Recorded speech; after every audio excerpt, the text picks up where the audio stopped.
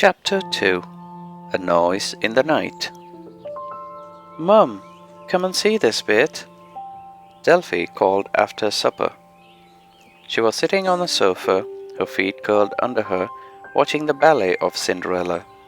She had been given the DVD for her birthday. It was her favorite scene where the fairy godmother changed the pumpkin and mice into a coach and horses and then transformed Cinderella from a servant girl in rags into a beautiful princess. Mrs. Durand came through to the lounge and sat down beside Delphie on the sofa. "Maybe one day you'll be able to dance like that," she said, stroking Delphie's long brown hair. "Wouldn't that be wonderful?" Delphie snuggled up to her mum.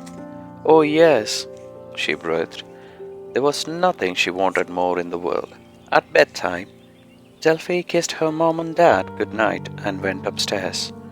As she got into her nightdress, she looked hopefully at her red ballet shoes sitting on a desk. "Please sparkle tonight," she willed them. "Please." But they looked as still as ever, just as they had every other night that week. Every evening she had lain in bed, willing the shoes to glow, hoping to hear music in the air, just like she had the first time they had taken to Enchantia. It would be so amazing to go back, Delphie thought as she got into bed. After brushing her teeth and hair, "I'd love to see Sugar, the sugar plum fairy, again, and all the other people I met, like the Nutcracker and the waltzing flowers and the dancing snowflakes." She shivered as the image of a rat's face with red eyes, long whiskers and sharp teeth popped into her brain. The one person she wouldn't want to see again was the evil king rat. He hated dancing and was always trying to stop it. Delphie had been to his castle and met him and his mouse guards, and it had been very scary. To try and stop thinking about it, Delphie focused on the audition the next day. She began to go through the step of the dance in her mind, practicing them over and over again, and before she knew it, she was drifting off to sleep. Delphie's eyes blinked open. She felt sure that something had woken her. Sitting up, she glanced at her bedside clock. It was just past midnight.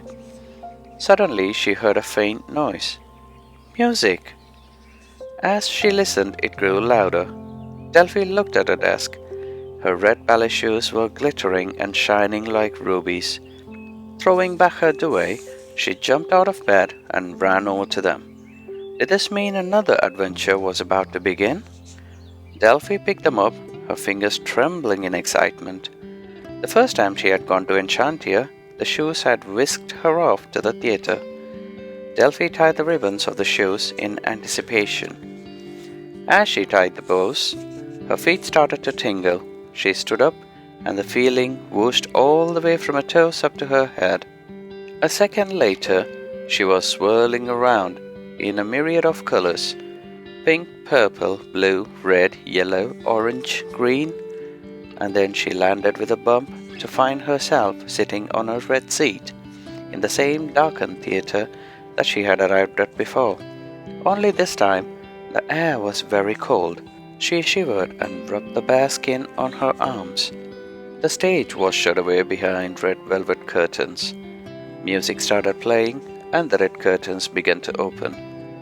Delphie jumped up eagerly and then caught her breath. It was all so different. The first time she had been there had been light and color.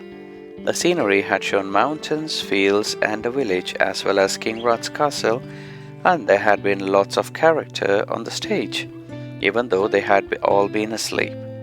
But now the background scenery was just painted white, and the stage was empty. The floor was covered in a thick blanket of snow. There are bare trees on the stage, their branches covered in icicles.